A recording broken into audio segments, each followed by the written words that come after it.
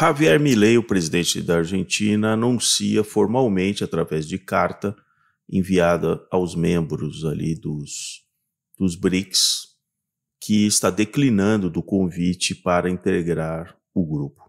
Então acompanhe esse vídeo até o final e veja porque isso é importante dentro da geopolítica mundial.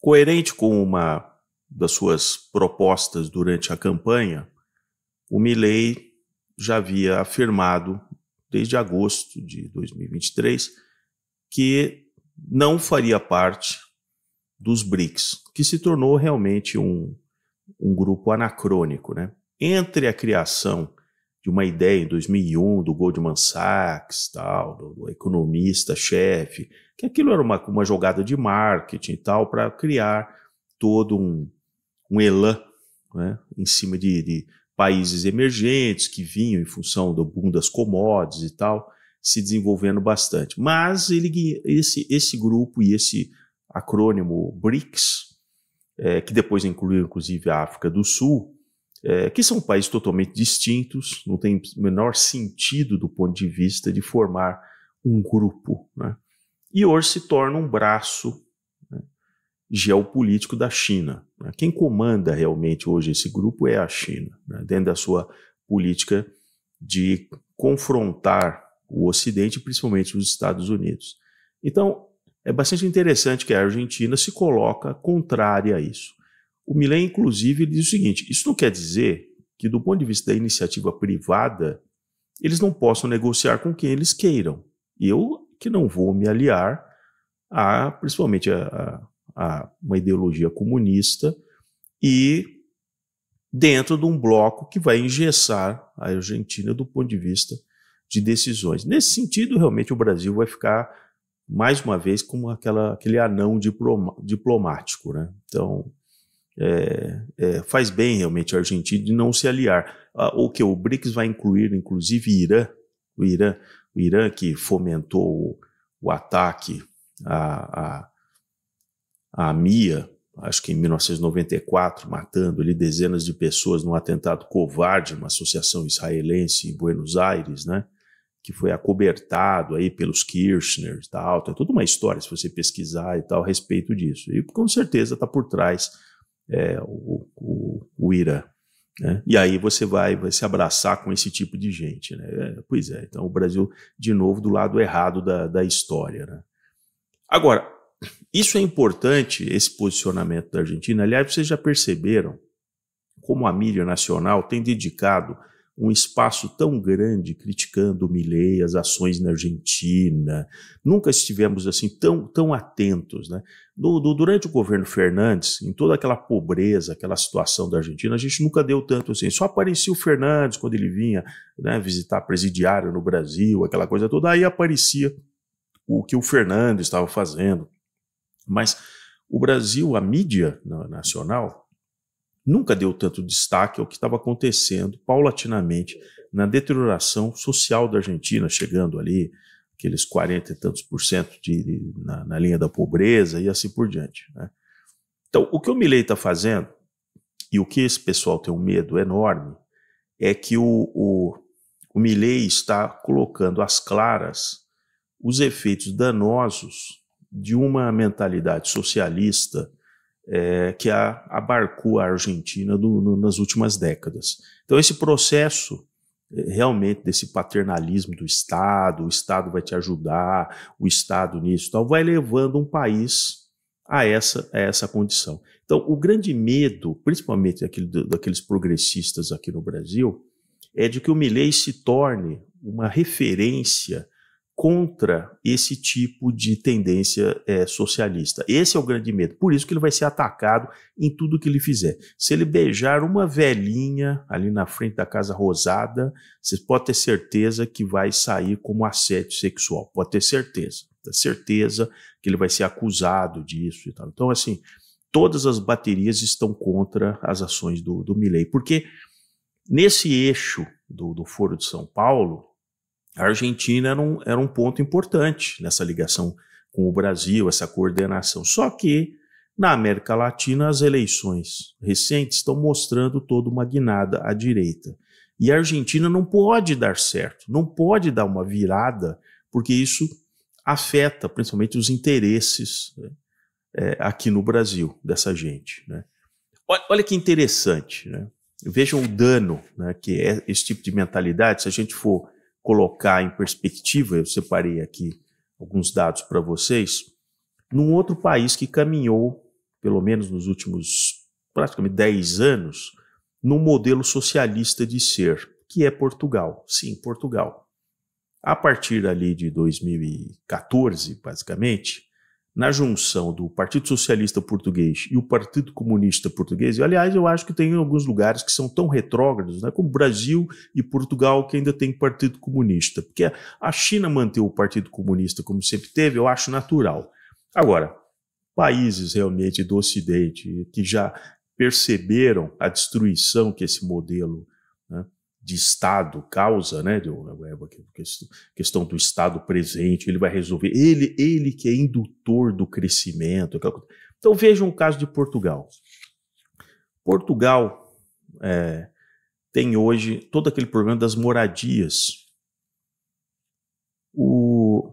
Vários estrangeiros compraram boas moradias, até com programas de incentivo, porque Portugal precisava, a partir ali da crise do subprime, pediu dinheiro para o Banco Central Europeu, ali em 2011, né, e criou uma série de programas, a partir de 2011, para atrair capital para Portugal, um país de 10 milhões de habitantes. E aí esse capital veio, né, investindo. Então você tinha o Visa Gold, você tinha outros benefícios se você fosse morar em Portugal e tal, e isso inflou os preços das moradias. Agora o governo português está tirando isso, está dizendo, não, acabei com o programa, em 2024 vai acabar o programa do Visa Gold e tal. Só que muitos europeus, o custo da moradia do metro quadrado, comparado com Paris, com Londres, ainda é muito atrativo, né? Ainda que tenha subido muito, é muito atrativo. Mas não por português que tem os menores salários da União Europeia. Pois é, já tem os menores. Quando eu fiz um curso na Universidade do Porto, ali no ano 2000, eu já tinha esse pressentimento. Era muito recente, né, a criação do euro e toda essa unificação. Eu falei, mas espera aí, vocês vão ficar restritos a uma série de atividades que Portugal não pode ter e recebendo a benesse da União Europeia, só porque então Bruxelas mandou para vocês dinheiro, vocês fizeram grandes ferrovias, rodovias maravilhosas, uma série de coisas. Mas assim, o que vai ser para frente? Portugal vai ficar refém da União Europeia. Quer dizer, os maiores salários vão estar na França e na Alemanha, na própria Bélgica. E é o que aconteceu. Passados 20 anos, vejam, metade da população portuguesa tem salários de 1.000 euros ou menos. Metade da população portuguesa. Que, diga-se de passagem, não tem analfabetismo mais em Portugal. É pífio, não tem mais. E mais de, talvez ali 90% da população tem nível universitário, dos jovens, né? Se você pegar os jovens, estão vendo. Serviu para quê? Não, para eles trabalharem de graça para os outros países da União Europeia, né? Então, vejam, eles se submeteram a um salário pífio em relação à União Europeia, tem uma série de restrições, por exemplo, a indústria automotiva não pode se instalar em Portugal. Ah, mas você pode comprar uma Mercedes da Alemanha sem pagar imposto, né?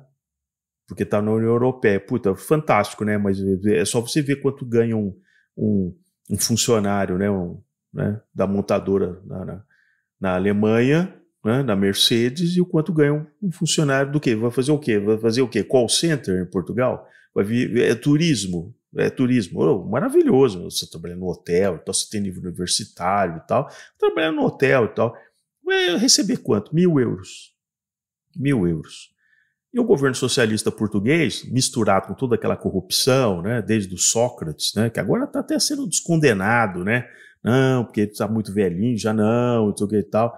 A questão do lítio, né?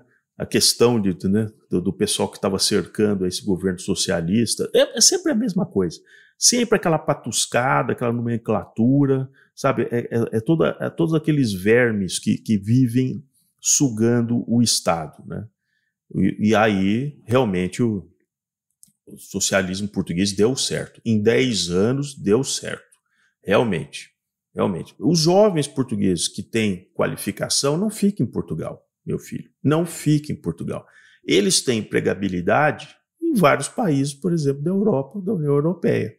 Então, Portugal vai ficando aquele país empobrecido, cada vez mais Estado dependente, e é isso que o socialismo conseguiu criar no Estado português.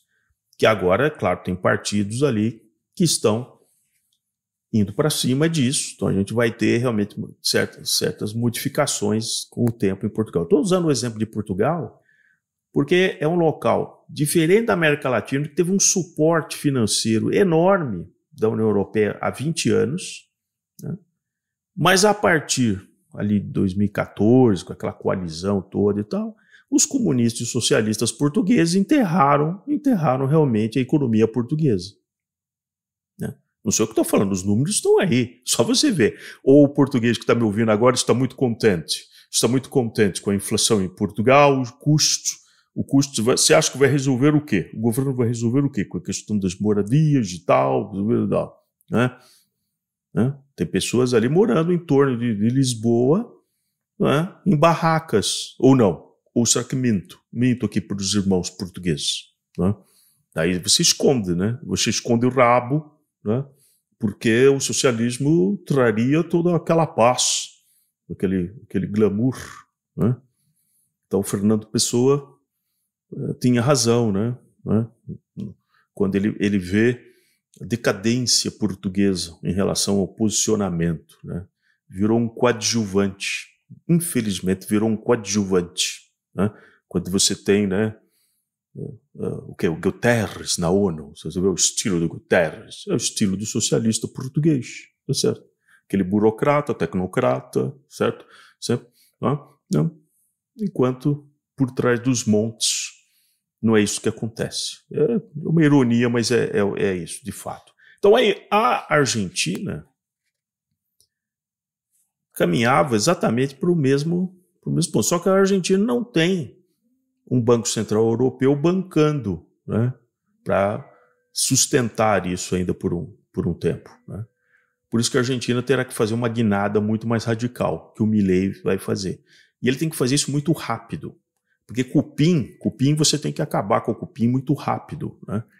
Então ele tem que realmente, aí você vê que eles estão infiltrados, né, em toda aquela estrutura e tal, que é uma coisa bem do Gramsci, né? Eles se apropriaram de grande parte da estrutura, da superestrutura do Estado argentino, né? E por isso que o Milei, ele já tinha avisado, ele é um anarcocapitalista. Ele vai realmente para as últimas consequências, ele vai destruir esse sistema, né?